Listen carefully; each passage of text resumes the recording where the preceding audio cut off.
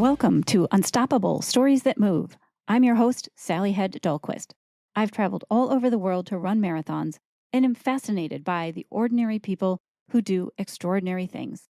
They just won't quit. No matter what life throws at them, they keep going. Mile after mile, challenge after challenge, they find a way to push beyond their limits. So listen as these seemingly normal people share their stories of resilience from the race course and beyond, and inspire us to keep moving forward too. Let's get to it. Hi, everyone. I'm Sally. Thanks for tuning in today. And I'm here today chatting with the unstoppable Thanh Truong. Woo! Thanh is a globetrotting mega marathoner about to run his 200th marathon in October 2025 at Hartford. So say hi, Thanh. Hi, everybody. And where are you at today? I'm in Springfield, Virginia. Just right outside of Washington, D.C., Yeah, right? it's right there, just about a mile, 2 miles from the Beltway. Yep. Okay, so I never know where Thanh is, where he's going to pop up. We're on these little WhatsApp chats with a couple different people, and sometimes in the middle of the night, I get pictures from him where he's just popped over to Europe or somewhere else exotic to run a marathon like Sofia, Bulgaria, Samar, France, Antwerp, Belgium, Helsinki, Pennsylvania in the God's country for the 50th. So I've just thanked my lucky stars. I've connected with someone who likes to explore the world. And it's unusual that you and I are actually both at home, hanging out on a Saturday. We should be running somewhere. Yeah, you're right. I have my foot injury from last week running, so I just take a week off to let it heal. So What did you do? well, I think I probably one of the overuse, so the ball of my foot, it kind of swell up a little bit. So it kind of, when you walk, a little bit hurt a little bit. So I'm just let it heal. So hopefully next weekend I'll be ready to run again. Yeah. Oh, That's the thing, when you run long enough, you will get one of these things happening. so are you putting ice on it, or what else do you think helps with that? I just took a leave. That's it. Mm-hmm. Yeah, that's it. I don't because it on the ball of my foot, so it's hard to ice it. Yeah, that's the same advice my doctor had given me. My second toe was kind of getting sore occasionally. It was not happy with me. Not the big toe, but the one next to it. You have your big toe is this little piggy went to the market. This little piggy stayed home. Well, this is a little piggy that stayed home that kind of bothers me. And the podiatrist said, oh, it was a little bit of tendonitis. And if I just take 3 Aleve or 1 Aleve 3 times a day or 2 Aleve 3 times a day for 6 weeks, that should really take care of it. And it actually did. And managed to clear up some tennis elbow I had too at the same time. Yep, I think I found that a leave worked really well for me. The only thing that I have the concern is from what I'm reading online, they said, when you take a leave, you should take some food because otherwise you're going to hurt your stomach lining. Yeah. Yeah. So you want to be careful with what dose you have. Yep. Okay, so this is not a medical podcast, so just take any of our pharmaceutical advice for granted. Ask a real doctor. Exactly. We just chit chat. We're not professional. That's right. We're just ordinary people who do extraordinary things. All right. Well, I'm glad that no video part because I even comb my hair for you, but that's good. That's good. You always look so proper when I see you. No, even no, when you're running, your hair is combed. yeah, I look like a mess at home. So anyway, all right. You sound so professional. Oh my goodness. You have like 2 different voice track and oh my goodness. You make me nervous because it's like a professional thing. Well, I am trying to raise money for charity here, and I'm trying to get a little better at it. And No, you sound like from the first time we talk about this. Now you're like a professional now. You learn a lot. No, not kidding. I mean, I just hear from you, like, oh my goodness, she have all kind of thing, editing and all that stuff. So Well, I was pleasantly surprised that you agreed to be interviewed because you are so quiet about it. It's not that you're private, it's not that you're shy. It's that it's just not something that you would normally talk about if unless people know you. yeah, I think that's just me because I feel I'm very comfortable with a setting. Like when I talk to you, like we've been meeting, running, and we're talking. I feel very comfortable. Right, but when somebody said I'm going to record it, I feel a little bit weird. And maybe just just I'm not used to this kind of thing. That's all. Yeah, and I Yeah. always think that like this is sincerely. I don't think anything I have to say is interesting enough to even to let anybody else know. That no that I'm sincerely think that because I don't think anything I have is interesting to have somebody wasting their time to listen to. Seriously, I don't mind to talk one to one and and people forget what I said. That's fine. But say something was for somebody else to listen to. I think that kind of odd. For me. So. See, there Any, you go. Being anyway, humble. It's no, all no, no. boring. I'm not being humble. I'm just being sincere. You are the most humblest person I No, know. no. I wish that it's true. But anyway. I wanted to talk about your 200th marathon in Hartford, that you collect your medals, your office and your little 3-ring binder, that you have your pilot's license. Anyway. I know. When you say three ring binder, that remind me of the senator from Utah. When he run for president, remember? No. They talk about his 3 ring binder because he said, I have a 3 ring binder for all the women that he interviewed for the job for the vice president. You remember that? No, I don't. Oh, okay. That's beside the point. Scandalous. That's why when you say 3 ring binder, that remind me of that Oh, episode. Yeah. Anyway, oh, let me Google that. That would be super funny. So what is yeah, it yeah. that What his name? The one from Utah. Uh, he run for the president. Remember? Run against Obama. What his name? Mitt Romney? Mitt Romney, that's right. Yeah, yeah. And he bragged that he have a 3 ring my binder with full of women that he interviewed for the job. So Binders full of women. yeah, yeah. So that's why the press have a few day, few day, and they just talk about it, talk about it, talk about it. Anyway, you should Google that. You know what? I am right now. I'm Googling this. The Washington Post. They weigh a total of 15 pounds, 6 ounces, and they're literally 3-ring binders. Binders full of women. Okay, that Exactly. was 2012. Yeah, Funny. yeah, and that's why I mean the press have a few days and they talk about it and they laugh about it. Uh-huh. And I sorry that I brought it up. No, that's great. I think we should mention that. That's really funny. Yeah, because when you say three that bring up the memory of that because at the time I really followed the news, so I read everything on the online. So anyway, Mhm. all right. It's funny what kind of thing sticks in your mind, isn't it? The 3-ring binder full of women. Yep.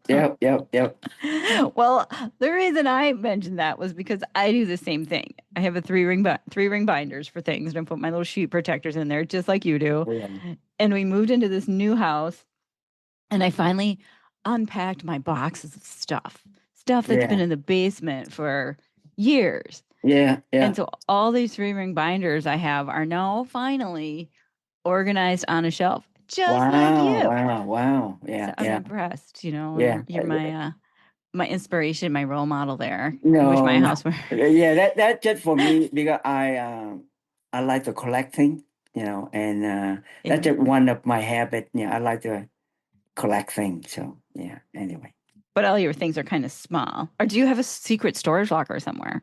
no, no.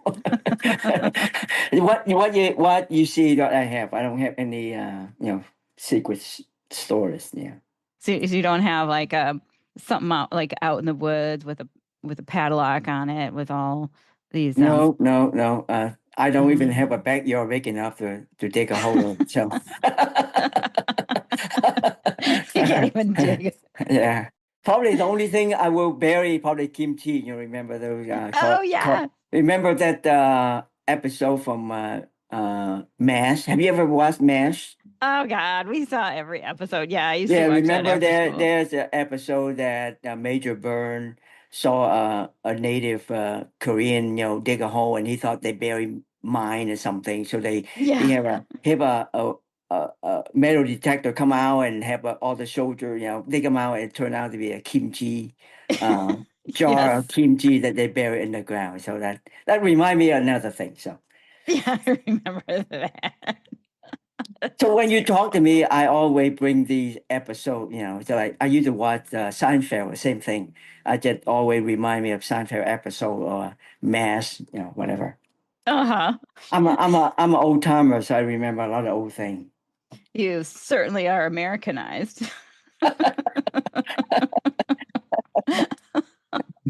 Anyway, I love that. So you may notice Tan has a little bit of an accent because he and his family immigrated from Vietnam many, many years ago. How old are you, Tan? What year was that when your family came over? well, actually, just me and my brother. Uh, um, my parent come later, like 10 year later, when we sponsor them. But when I first left, I just left home with my younger brother, just two of us. Yeah, Oh, what year was that? that was 1978, I think. Okay. Yeah, So yeah, the war was already over by then. That was yeah. afterwards. That I don't know. You remember, but during that period, the press called the boat people. The people who left Yeah. Vietnam by boat after the war and after the communists took over the whole country. So a lot of people start leaving the country, and Mhm. they have a wave of boat people. That's what they call it at the time, and that I'm one of those people. You're a boat person? Wow. Well, and you have your pilot's license, so really you're a plane guy. So did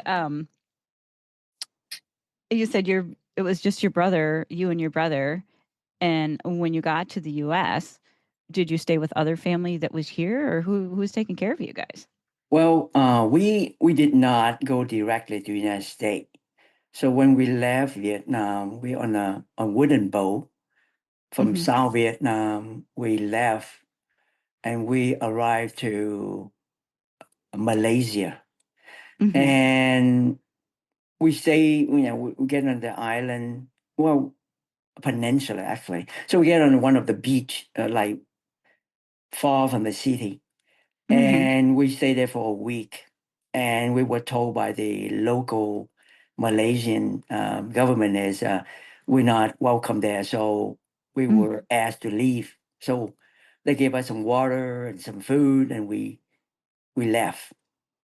Mhm. And a day later, we arrived to another island, and it turned out to Oh. be Indonesia. And luckily, they let us stay. So we stayed there for 10 months in Which island did you it, end up? they call, I don't remember the name, but something like Karawalang or something. It's just the Indonesian name. It's about Okay. 4 hour boat ride from Singapore. Oh, okay. And it is a small village, island, and we stay there in the refugee camp for 10 months. Yeah. And then the UN will have people come and receive the refugees. And after many, many rejection, the United States, come and sweep the Mm. rest of people that not accept of other country, Mhm. Go to the United States. So that's how we get to the United States. And when we get to the United States, before that, they will ask churches in the United States, to sponsor family, refugee family, and one of the church in Broadway, Virginia. It's a Hmm. Mennonite church, and they have a group of young people, like in their 20, in their 30, sponsor us, Hmm. and that's how we end up in Virginia. How old were you? I was like turning 18, 17 something, turning 18 at the time. Yeah, Oh, okay. So yeah, you were fairly young, but old enough to know what was going on and to kind oh of yeah, yeah, take care absolutely, of yeah, yeah, yourself a little yeah, bit. yeah. And I'm sure growing up in that situation that you grew up pretty fast. You had to. Yeah, well, it's just you adapt and move on. Yeah. You had once shared with me one time that you used to work in your uncle's store when you were little, and you had to help him with the packages. Is that your Yes. uncle or your Yeah, yeah, grandfather? that's my uncle. Is my aunt husband. Yep, yep, yep. What kind of store was that? Well, it's just like a hardware store, in a small town in Vietnam. They sell everything. Yeah, anything that the local people need, the neighbor need. Like anything you need, it there to Hmm. pay. Yeah. Yeah, you said that you had to help like open all these packages, and you guys saved everything, Yep, right? yep. That's how we do. We save everything. We save paper. We save thread or whatever they use to tie thing, and we reuse them. That's just a culture. We recycle everything. Yeah, everything's a resource. It's an Yep, asset. yeah. Boxes, paper, rubber String. band, whatever. It's just because when you live in a small town, that resource is not plentiful. You have to save everything because why throw away something that you can use again? So that just I think many cultures do that. It's just natural thing to do, save thing that you can reuse. Because you might need it later. Yep, because like I said, we not live in a country that have so many boxes and more, so many things that like in Costco, you buy them and you throw all these good boxes away, right? I But know. Oh, other country, those are the thing that you can use again. So yeah, it's just a natural thing to do. Yeah. So yeah. I find it hard to throw away plastic bags and stuff. I have to use them at least twice. So we have a drawer in our entryway in our mudroom where all the plastic bags go, and we reuse them again. When I travel, I put my shoes in them, especially my gross marathon shoes when I'm on my way home. We put them in our garbage cans to reuse them there. another issue with what we have here is, in order to save thing, it would take a lot of space, Yeah, and you'd need to rent a and storage locker. yeah, and in the United States, space is premium. It costs. So after I live here for so long, I have to throw things out because I don't have space to keep everything. So you're forced to throw things away just like everybody else because, you know, it's just not practical to keep everything. Yeah. Yeah, I find it hard to throw things away because I know, it's a resource. You might use it again. In the United States, when the wagon trains were going out west, at that time, no textiles ever left the house. If you had clothing or sheets or anything, it would get used over and over and over again. It went from a sheet to a shirt, maybe some underwear to rags, and then those rags became a rag rug. I mean, they used every piece of cloth they could for as long as they could. And I think it's kind of ingrained with us as humans to find these resources and what can we use? What can we use? Yeah, And now yeah, in the modern days, we don't have to do that, but we still keep an eye out for stuff. yeah, yeah. Yep. Yep. I do the same thing, like when I have like little nut and bowl that left over, when you buy thing, I put it in a small jar, and then from time to time when I fix something, I run out. Instead of running Home Depot, I just open those jar and see which one fit. And sometimes it worked really well. So, Yep. uh it just like you said, it's just natural thing to do. We all do that in one form or another. Yeah.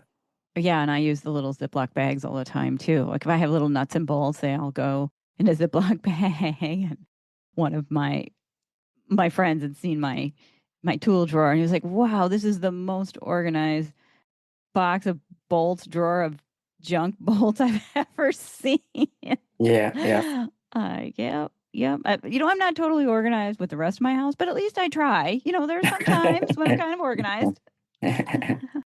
Yeah. So I mean, you growing up and then having to immigrate all essentially by yourself with your brother, relying on these other outside people, that must have been kind of scary.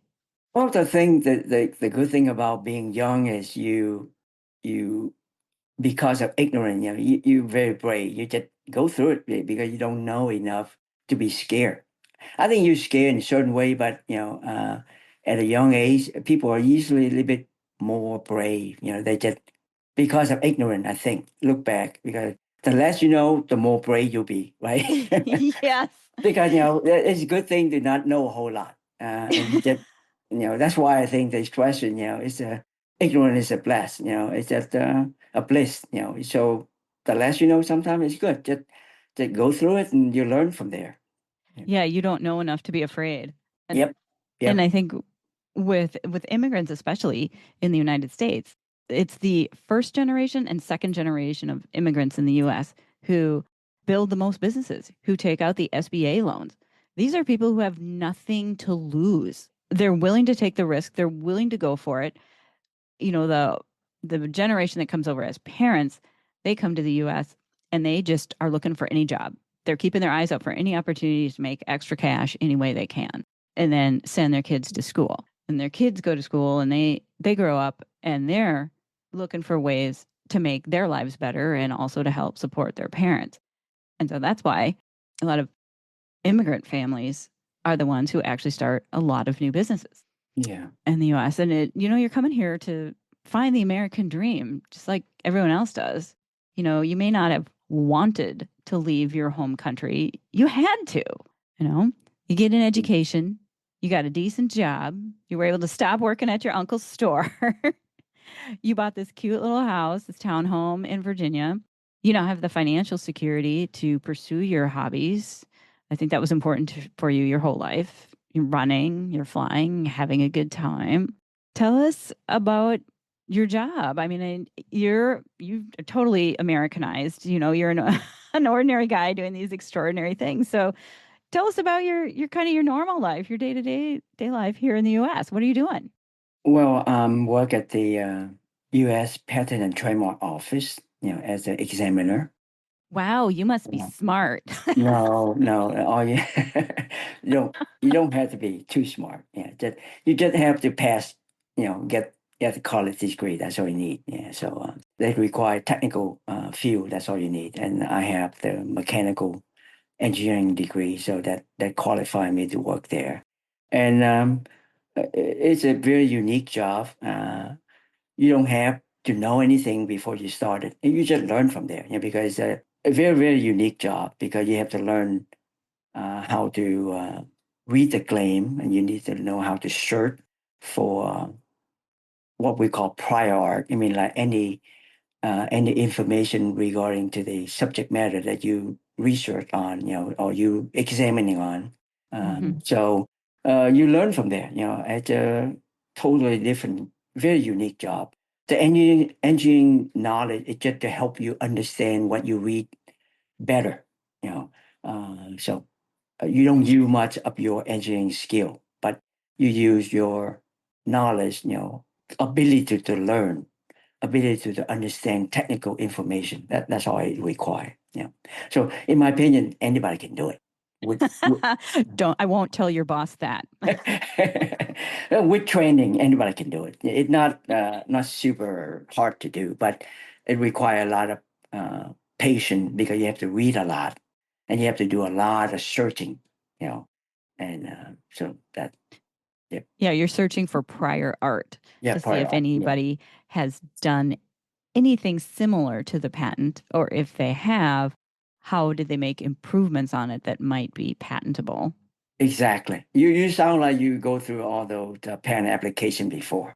Yeah. I have some patents. Yeah. Woohoo! So that is exactly what you just said. It's with the shirt, because the rule require that in order to get a pen, it had to be two things: had to be useful and novel.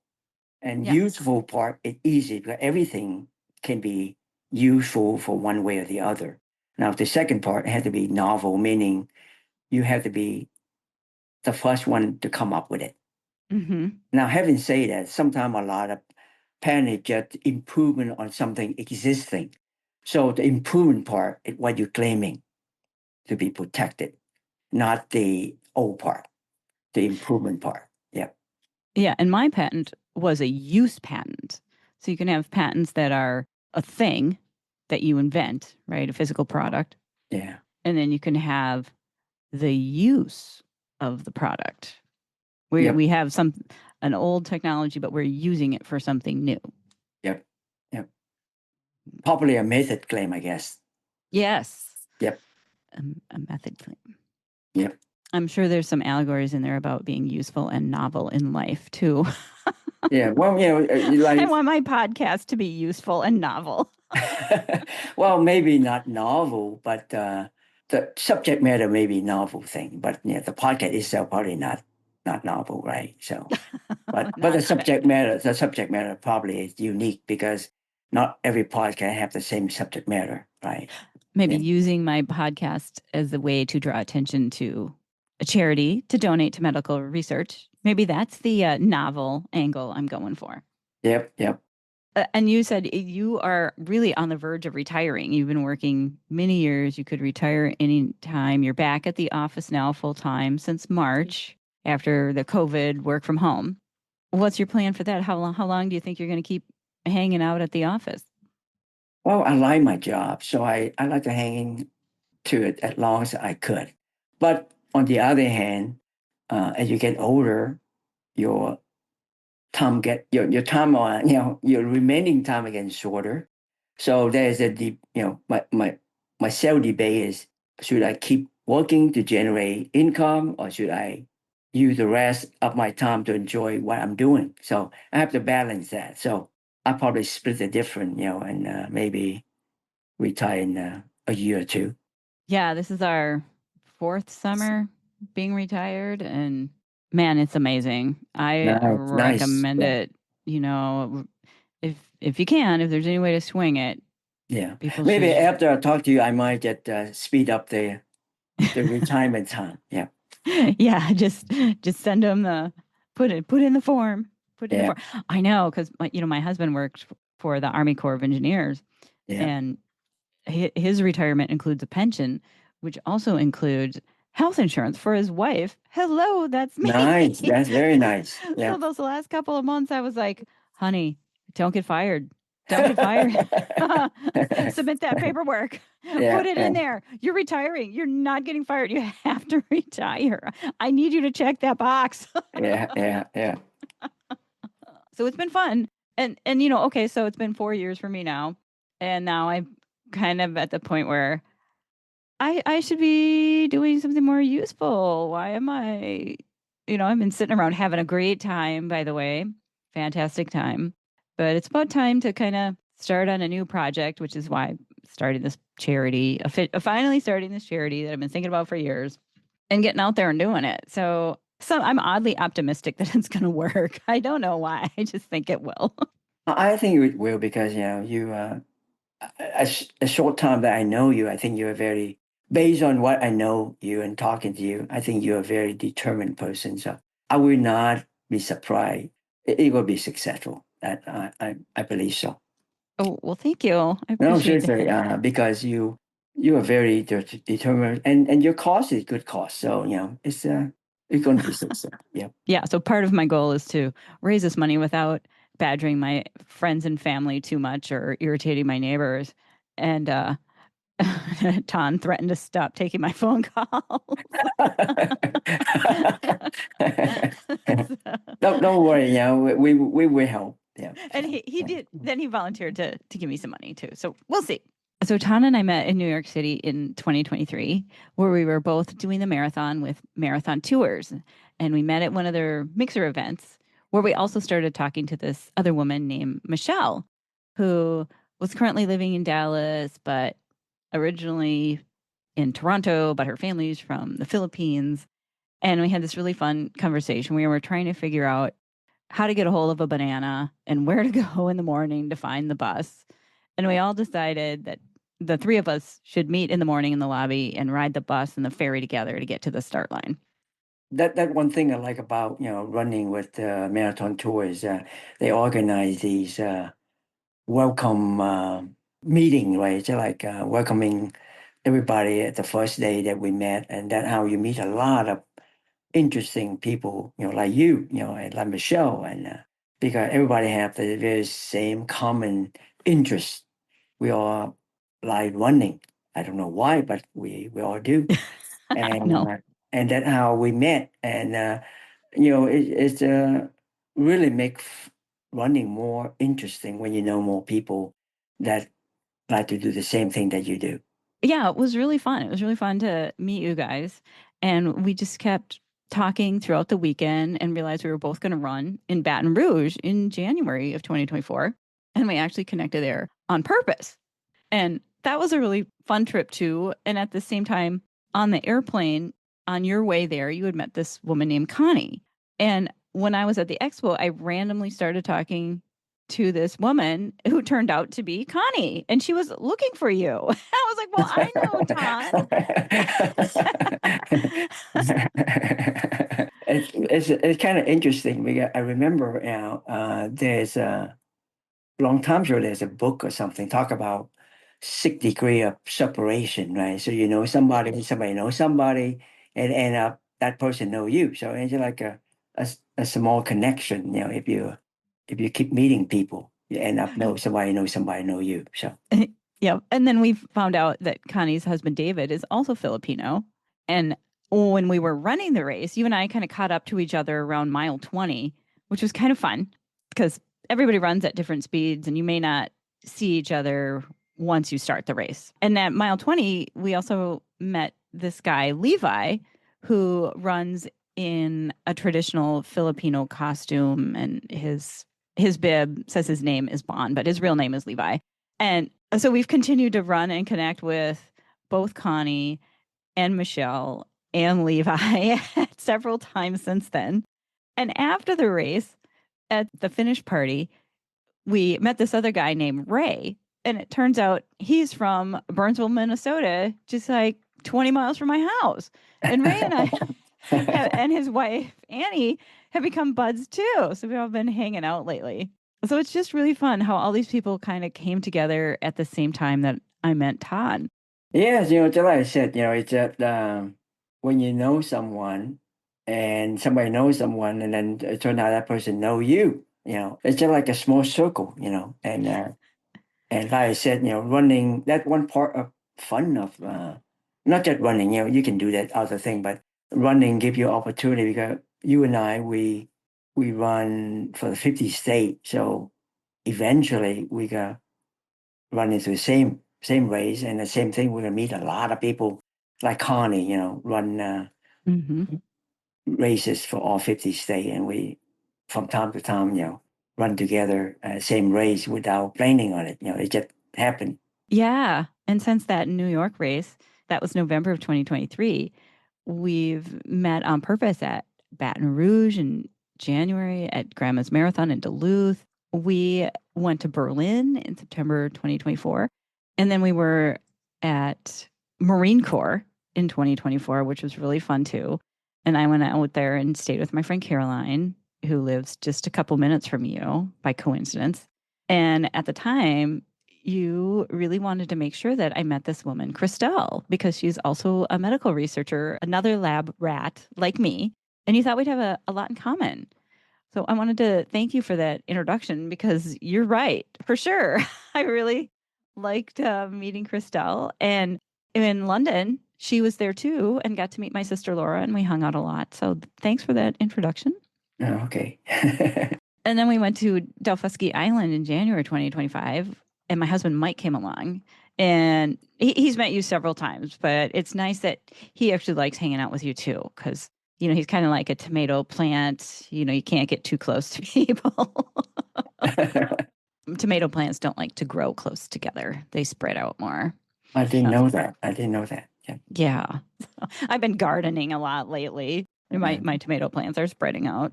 But yeah, with a lot of these trips, my husband Mike has come along and he's gotten a chance to get to know you too, which is really nice because I throw out all these names of people I met and he does not know most of them. So I'm glad you guys are pretty similar and get along really well. I can send you over to babysit Mike and he'll be okay.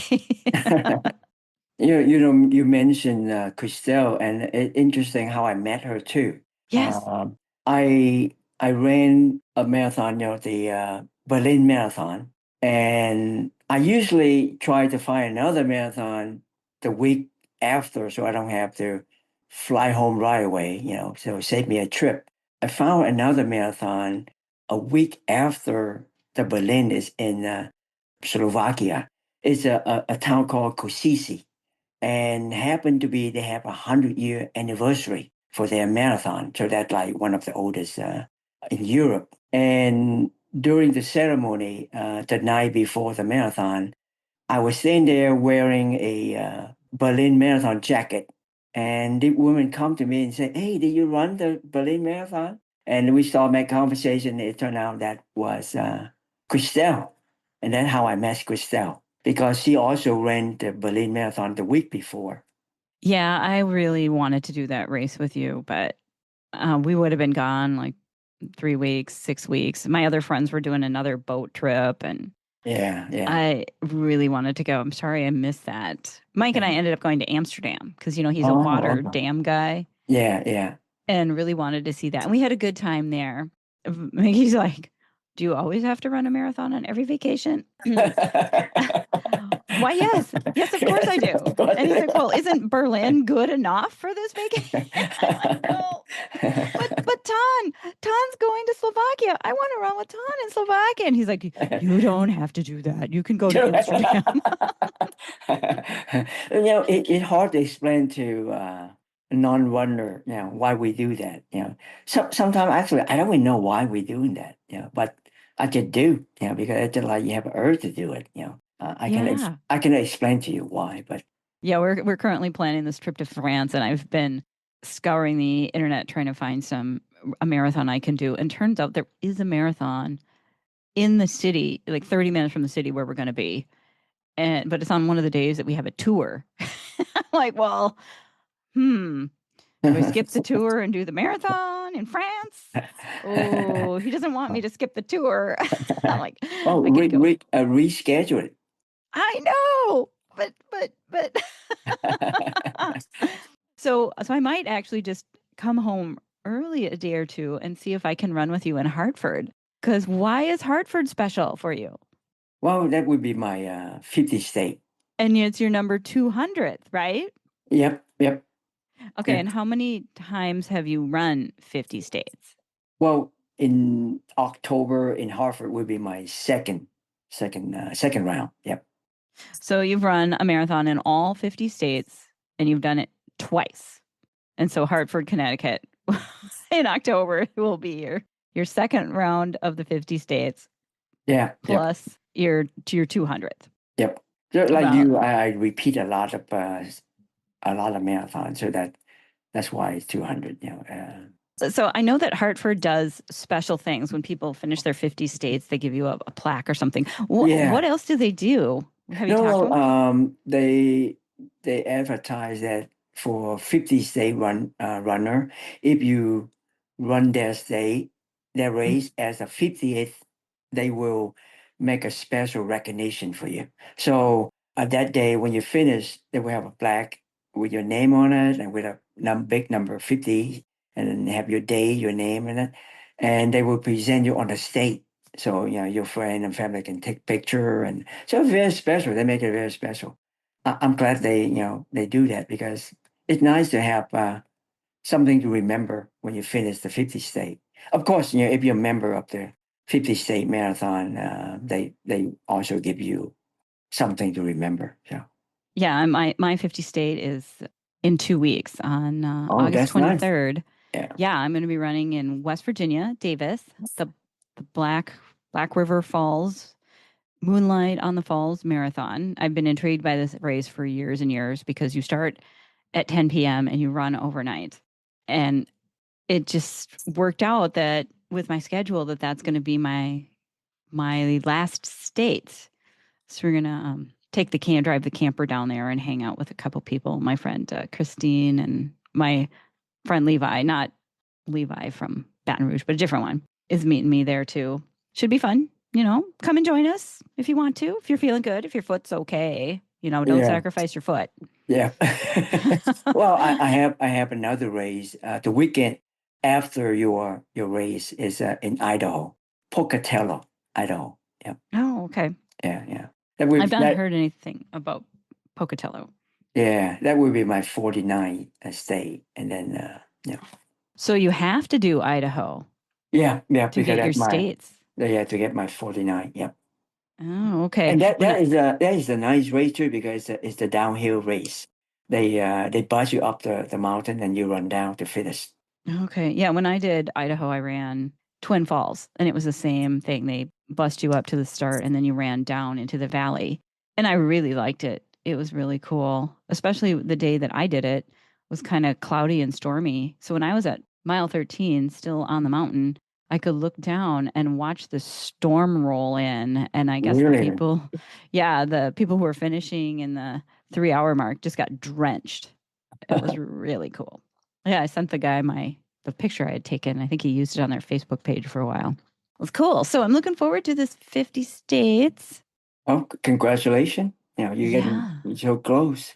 Yeah. So speaking about Christelle, I also wanted to thanks for introducing me to her. And then also you were telling me that she was going to be finishing her 300th marathon. So Yes, in yes. January, we were talking more February, you kept encouraging me to go to Wilmington because Christelle was going to be running her 300th marathon. Yep.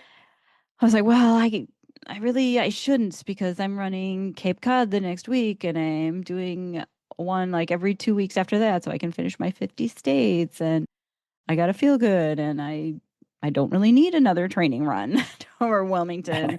I've already run in North Carolina. I ran Asheville at the Biltmore and you kept telling me, "Oh, you got to run. You got to run. You got to come and join us for this 300th marathon." And at the same time, one of my friends suggested that I start a podcast as a way to draw attention to the charity because I've been meeting all these super cool people like Ton and I'm always talking about them. I was like, "Oh my god. That's an interesting idea. I'll put my own podcast." Oh, if I did that, Christelle would be the perfect person to talk to. And Yeah. Ton, he's going to be there. And my friend June's going to be there. And these guys are all crazy runners. I would love to talk to them. So I got my stuff together. I found a guy who does video and he helped me pick out some equipment. And Mike decided he wanted to go because we really never spent much time on the East Coast like that. The Low Country of South Carolina, or Wilmington is North Carolina.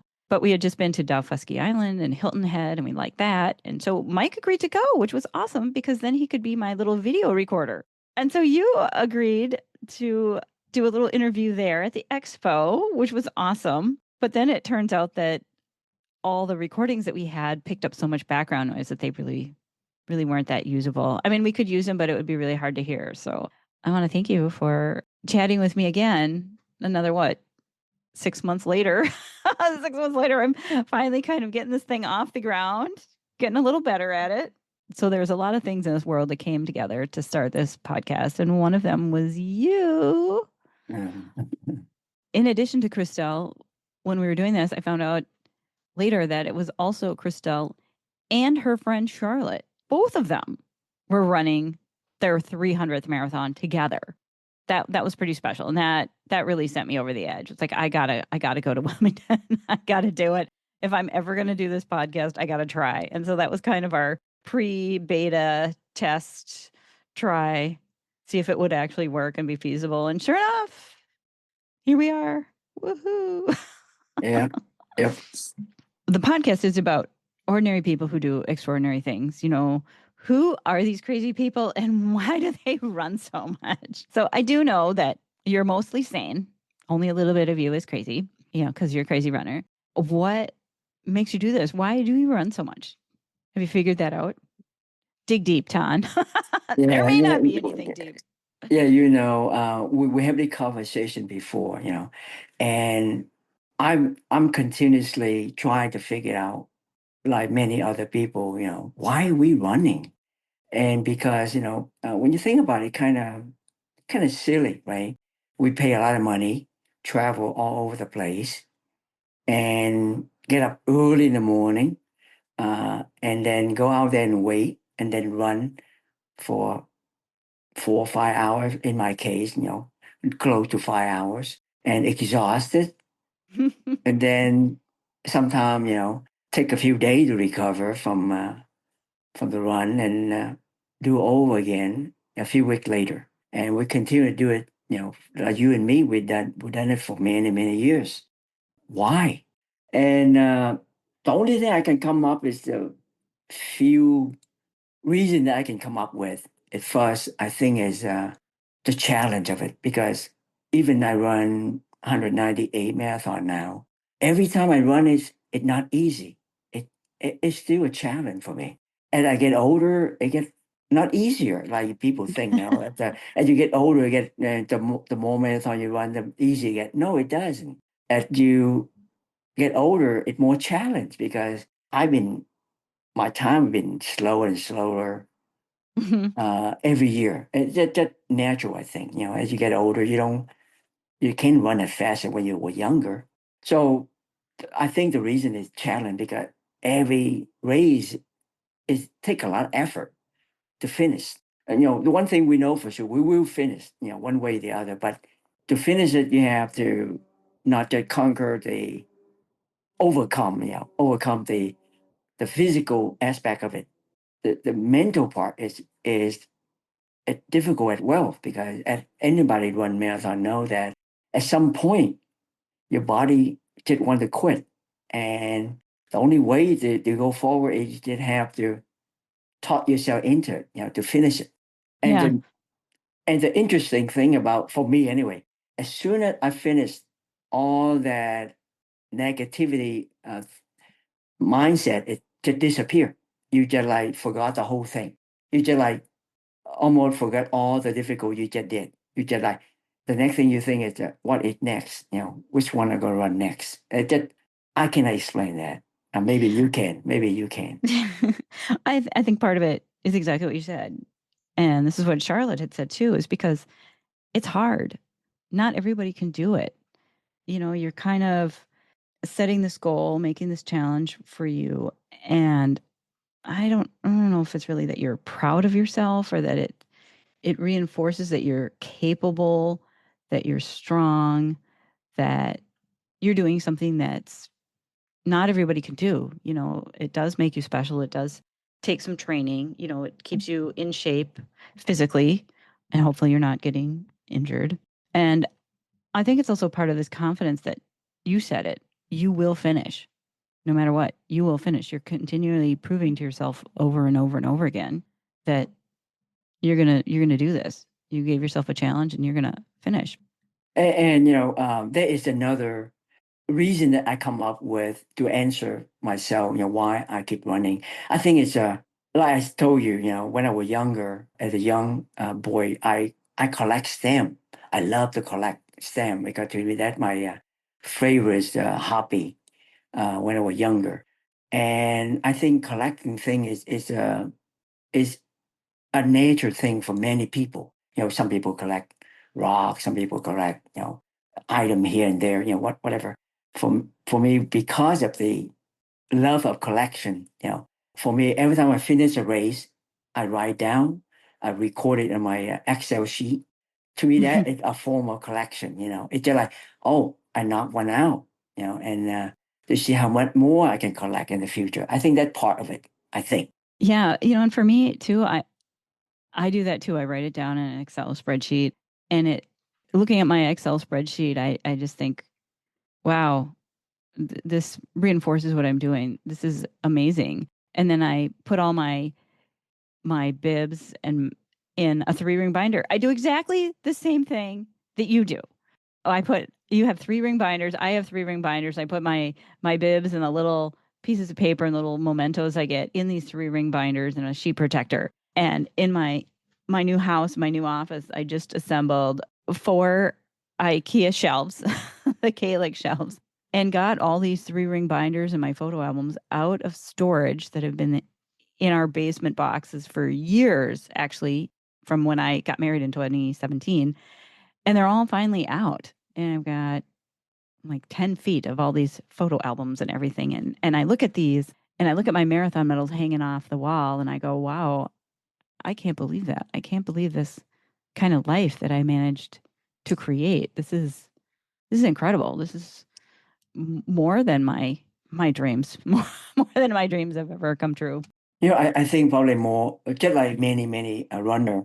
I think when I started, I never think about running 200 or keep going.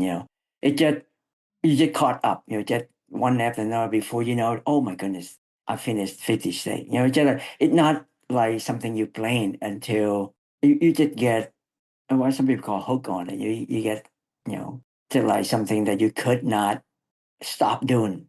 Just keep going and like you said, you surprise yourself one day, look back, say, "Oh, I did all that." It's kind of.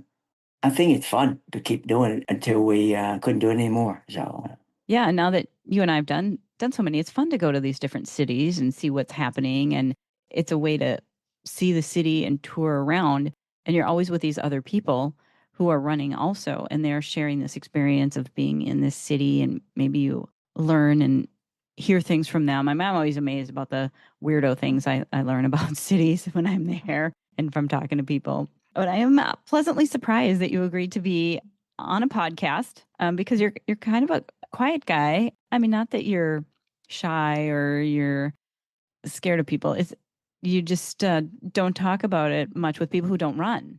People would not know you do these incredible things unless they're a part of it too. But since we're talking on this podcast to other runners and other people who do crazy things, it's okay. You're speaking to your tribe. yep, that correct because I'm not. I consider myself not conversation skill person. I can do one-on-one fine. Because I in my element, so I feel comfortable. But for like interview for the purpose of something, I never done it before. So I little bit hesitate because it's something I never done before.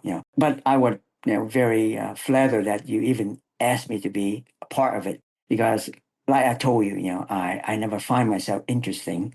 I'm probably one of the most the most uninteresting person I know. I'm nothing about me is worth listening to. Seriously, I don't think anything I said worth listening to. Just like one of the guy, just and like you said, if you talk to somebody that does not run or doesn't care about run, it didn't mean nothing to them. It's just like, oh, so what? You run, So that's why I never talk to anybody that I don't know is a runner. I always talk about my running with runner because they are the one that can make contribution to conversation and we can learn from one another. Most people just don't care about it. Like my family, they some people don't even care that I run. You're right. Yeah. so so I never tell my my sibling that doesn't care about it. So like okay, it's just thing that I do. So like when I were collecting stamp, that I'm the only one that know, and my father know about it, and he support me because he give me money to buy stamp. But Okay. my sister and brother sometimes they don't understand it. What is big deal about collecting stamp? It's just like now, what is the big deal about running a marathon? So I think it's okay because not everybody likes the same thing. So that's why we draw to one another because we have something in common, and we understand when I explain to you why I'm running or why I'm doing this, and you know exactly what I'm talking about Yeah. and vice versa. When you tell me, I understand why you have an urge to run. You know, because I Hmm. have the same same interest. Yeah. And we've gone to several races together with marathon tours, and when they have those fun little welcoming receptions and dinners and things, they'll ask, how many marathons have you run? And you never raise your hand. Even though you're close to 200, you could be one of those people standing up with your hand raised, waving, "Oh yeah, I've done 200." But you don't need to be in the spotlight. You don't brag about running. This is humble or internal. I think that's the key, is that you and I and most runners don't do it to impress other people.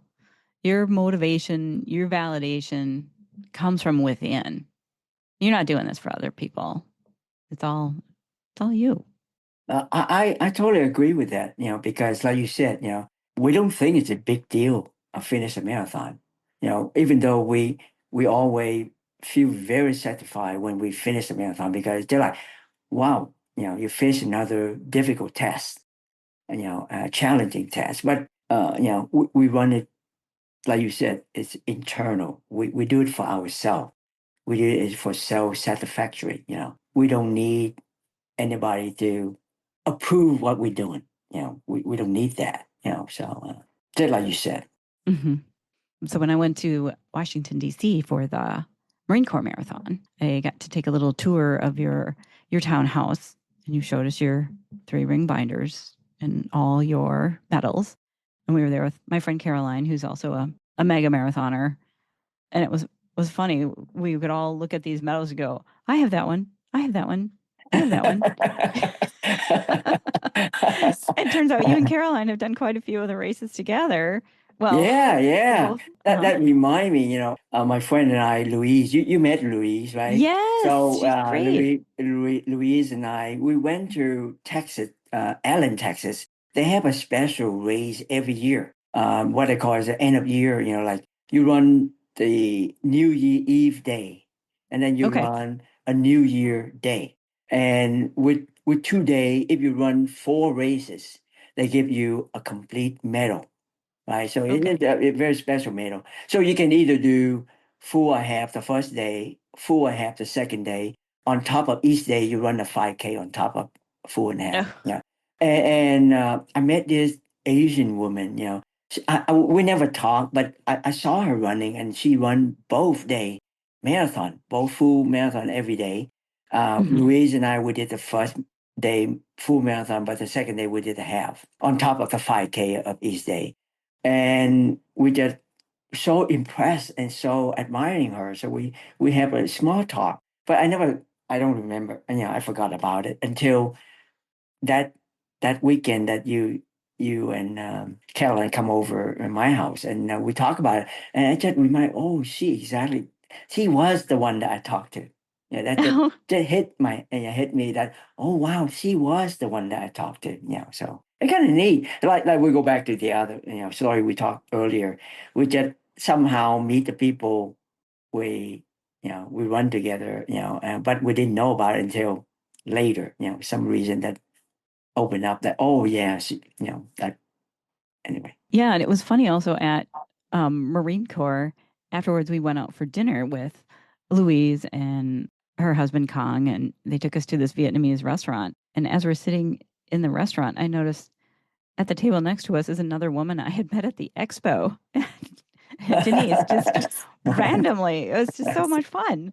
So, Yeah, yeah, yeah, I would not have expected that. yeah. Many times you met a runner, right? For first time when we started exchange, story about races, and it turned Oh, out we both ran the same marathon, but at the time we didn't know each other, But when we showed the medal, oh yeah, I ran it that year the same race, and so it's kind of interesting. yeah. Yeah, that's kind of fun. It's always fun when you're running to kind of connect with other people, and you're always talking to them about, well, what's next? What's your other race coming up? And Ton had mentioned to me that he was going to Cyprus to run there. Well, I had run in Cyprus in 2023 and just loved it. I ran in Limassol and was very excited that you were going to go there. And Cyprus is just such an amazing place. It's this ancient crossroads of the Mediterranean Sea next to Turkey with Greek, Roman, Egyptian origins. And It's so beautiful. I just wanted you to have a good time there. And you learn all these crazy things too when you're there, when you're running. So like in Cyprus, I learned that Cleopatra, Cleopatra of Egypt, she was also the queen of Cyprus. And one of her sons is buried there. And Lazarus is buried there too. Lazarus of the Christian Bible. He's the guy who Jesus made rise from the dead. Well, after he rose from the dead, so many Jews were converting to Jesus that those rabbis were going to kill him. So he fled over to Cyprus to become the bishop there. And and you can touch his tomb and his bones are in Larnaca. And I wanted Tom to go see this. And so far Lazarus is still dead. You never know. He might rise again. Well, I hope so. That'd be really cool. And apparently even Mary, Mary, the mother of Jesus, came to visit Lazarus in Cyprus, but she's buried in Ephesus in Turkey, just across the water. I'm going to go there and see her house too. And if you want to mix up your spirituality, Cyprus is also the birthplace of the goddess Aphrodite. That painting by Botticelli, The Birth of Venus, the naked lady standing in that clamshell. Yeah, And yeah. that painting's in the Uffizi Museum in Florence, Italy. So if you go to Florence, got to see there. And there's all these ancient temples dedicated to the god Apollo that were kind of discovered in the 1960s, which I think is the basis of the original Star Trek episode with Apollo. So their conclusion is that our ancient gods are space aliens. Pretty cool. So it's truly amazing to me how these ancient people are, mentioned in the Bible and these historic events, and you can go there and you can run through these places and see these people and you can feel what it is like. I mean, I find that marathons are the best history lesson. So when I found out that Tan's going to Cyprus, I had to send you the contact information for this guy, Panikos, who was a tour guide we had there because Cyprus is mostly British and they drive on the wrong side of the road and I wasn't going to rent a car. So I sent him your way. Yeah, when I was there, thank for your connection. I contact the tour guy, and he was busy, but he gave me like half day tour, so I have a Mm-hmm. chance we just run not as detailed as your tour, but only half a day. So I run through a few, like went to the park, that have a gore, the beautiful The gore, gorge. yeah, the gorges, yeah, Yes. and that was very impressed trip to me. Did you see George Michael's dad's house? No, no, no. Like I said, because we short in time, so we just see a few things. But Yeah. my main thing His I want, father is from Cyprus. Okay. yeah, Sorry. and like you said, the interesting about the race in Cyprus, that the one that I ran from Paphos, the storyline is from the rock where the goddess were born. The goddess Yeah. Aphrodite were born. So that's where we start the race. It's about 26 miles away from Paphos. So Paphos. Uh-huh. And then we start there. They bus us there in the morning. We start there and run back to Paphos. Paphos, I think they're correct. And then we end up in the castle there at the harbor. So it is Yeah. a very, like you said, very ancient and very interesting place to visit. Even I'm only there for 4 days, but I just love it. Uh, it's a good place, at least for vacation. Like you said, running also help you in geography, because every time you want to run somewhere, you open up the map and try to locate that place, and you learn where it's located. And also opportunity to learn about where things located in the world. Because the world is pretty many places that I never been. So it's a good lesson to learn geography. So For me, it makes it a little easier to remember these things too, because as you're running along, there might be a sign for, oh, Greek ruins this way. yeah, yeah, you absolutely. Yeah. know? And one thing about Cyprus is not far from Lebanon. It's right there off the coast of Lebanon, right there. Yeah. Yeah, it's like 1,000 miles, something like that. It's very, very close. And I didn't realize, but Lebanon is not a peaceful place, but you run in a marathon in the island that's next to it. So Yeah. And when I went to Cyprus, because we were in Egypt and the Limassol Marathon was the closest, easiest one for me to get to from around the time we were going to go there because I was looking for a marathon in Africa and that just wasn't Oh, happening. That was March of 2023. It wasn't going to work out with our schedule. But Cyprus was only an hour away by plane. So yes. once we finished our tour of Egypt, we flew over to Cyprus, ran the marathon. Then we had to fly back to Cairo and then home.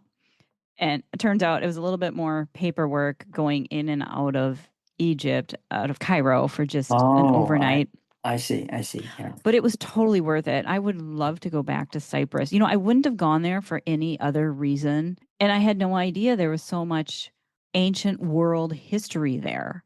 You know, it Yeah. has a mix of everything. There's floors from the ancient Romans who ruled that for a while. You know, Alexander the Great ruled it, Cleopatra ruled it. All these other governments were there. And so I'm intrigued now. Intrigued Yeah. by what's going on there in that whole area. Yeah. Sally, I told you many times, that you is always very amazing because you combine running and traveling and you travel all over the place. You went to Antarctica. I never been there, and Yeah, you got to go. you've been in all over the place. And I every time I look at you, it's like, man, she live a life. You just like Yeah. I wish one of these days when I'm retired, I can match what you do because I'm not kidding. It's not easy because it requires resource and it requires time and it requires desire. You have to have desire. Otherwise, it's not fun. You have to Yeah. want to go there. You want to know the new place. You want to learn about something. New place or new. You know. So it is.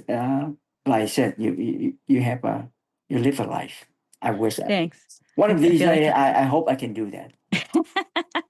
I do feel like I have a little charmed life, a little blessed right now, which is all good.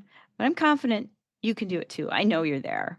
You know, you can there's a lot of ways people can travel and I was doing a lot of traveling with my ski club for a while and that was really well and I still do.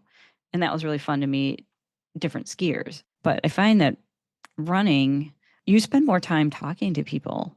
It's just kind of weird.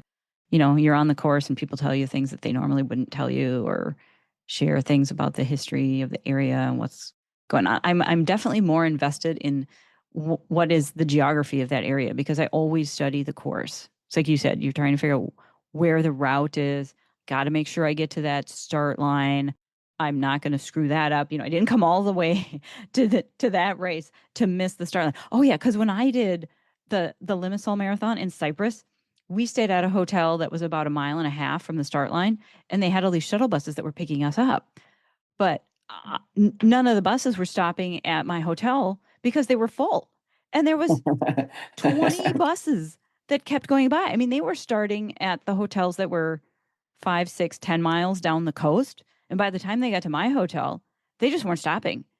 I was getting more and more anxious and upset. And finally, me and like 20 other people just started walking and running toward the start line because we weren't going to get there on time if we kept waiting for these buses.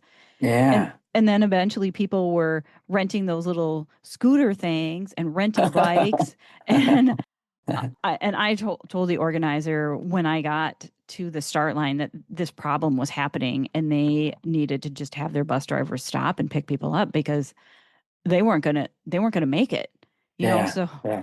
I really make sure that I have plan A, plan B, plan C. How can I walk there? How can I take a subway? Even if I have to take a taxi to, what is the 2 mile radius around the start line that I can get to? Because I know if it's 2 or 3 miles from the start line, I can easily sprint there and make it to the start. And that happened in Limassol. Fortunately I did finish and I felt good and it was great. Yeah. Definitely go back there. Sally, what you just mentioned, it also remind me that, because not every trip we run with the marathon tour, they take care of all the logistic, most of our race, you and I, we plan ourselves. So another challenge for organizers. You have to book your flight, you have to book your hotel, and you have to book, the hotel in such a way that they're not too far from the star line, and all that. It take a lot of planning. I don't know about you, but Yeah. I take a lot of planning. And sometimes, I just found myself I spend so much time at night just to plan, plan and book Yeah. and plan and book. And it takes a lot of work. But in a way because you want to do it, so it's kind of fun in a way. Yeah, it's a fun job. I find myself once I finally sit down to my computer and start looking at things, I get totally sucked in, and all of a sudden it's 6 hours later. In fact, I think our conversation, how long have we been on the phone? Has it been an hour and a half? Yeah, I think so. Maybe maybe we should wrap this up. Love talking with you. I'm really excited to see you again soon. I'm going to try and make Hartford work so I can get there. So I know what's up next for you is Pocatello in like 2 or 3 Yes. weeks, Yeah. then Yeah. Hartford. I know. Well, before that, I'm going to, I told you about you forget, but I will travel to Croatia. Oh, you're going to For Croatia. they not for marathon, but it's for they have a run vacation. You Yeah. probably see the website, and they have a trip island hopping. You get to Croatia. What is the town name? The city name? The Uh, Dubrovnik. Dubrovnik Yeah, and Dubrovnik. That Split yeah, that and and there, and then Krakow we Falls. will get hop onto a boat. They call it yacht, but I don't know it's Yep. like a 30 people boat, and Yeah. you travel up north. Every day we stop at different island, and every island we can do like a short run, trail run, mostly trail run.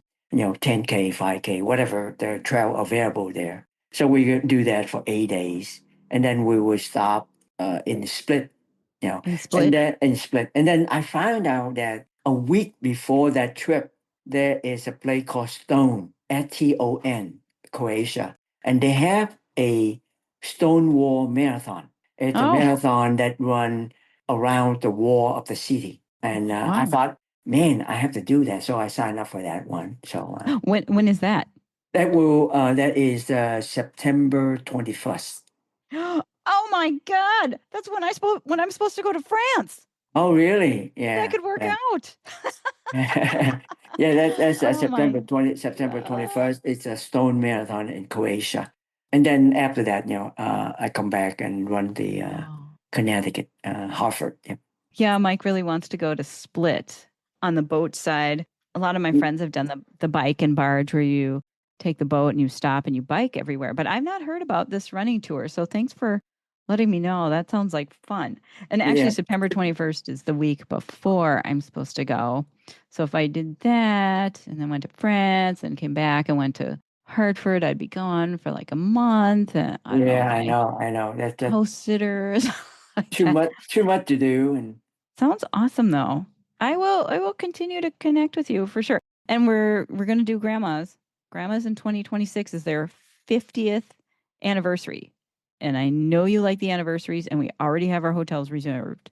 So all we have to do is make sure on they still haven't responded to me because they said they put me on a waiting list, but I haven't heard from them for okay. yeah. So yeah, Well, we'll make sure we got a room for you. yeah. And Connie too. I want her to come, no matter if it's only just her, it'll still be fun. We'll rope some of our other friends into this race. Grandma's what is that? What 9 or 10,000 people? I think Yeah, it's yeah. And that it's amazing about Grandma. It's just so popular. It's that the hotel is just all booked before. I mean, a year before the race. That's just amazing. yeah, so much fun. So Grandma's Marathon is in Duluth. It'll be their 50th year. It's a huge anniversary celebration, and in 2025, I had a booth there to kind of do a informal beta launch, just kind of a test thing for fun, kind of at the last minute we threw it together.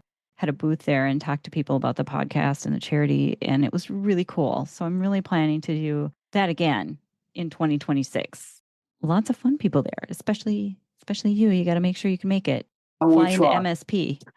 I will We'll get you try. there. Yep, yep, yep. Is there anything else you'd like to add? What do you Well, think other I don't know. We've been talking more than almost 2 hours. Yeah. Wow. Yeah, when I talked to Aaron Burrows, he and I we ended up talking for almost 2 hours too. It's really fun. Really fun to hear. Well, I guess we'll kind of have to wrap it up here for this episode, even though I could Okay. keep talking on and on and on with Tan, reminiscing over our fun past adventures, anxiously looking forward to our next future adventures. So many fun things. Yeah. So thank you, Tan, for being on the podcast. I appreciate that. Well, you're welcome, but also thank you so much for having me. Yeah, I'm very flattered that you even want to talk to me. Yeah, well, not because it's just because nothing much I can tell that it's interesting anyway. So Great. Well, thank you. Thanks for tuning in to this episode. I hope you enjoyed listening to it and learned a few things. Well, the people that we talked about today, they don't quit, and neither should you. Whether you're running marathons, rebuilding your life, or just searching for that next spark, you are more capable than you think. If this episode hits home, share it, subscribe, leave a review. Let's build this community together of relentless people who refuse to stop moving forward. And if you want to do something even bigger, support the mission. We're raising $1 million for medical research, and your support makes a difference. Check out our website at unstoppablestoriesthatmove.com. I'm Sally Hed Dahlquist. Until next time, keep running, keep pushing, and never stop proving to yourself what's possible.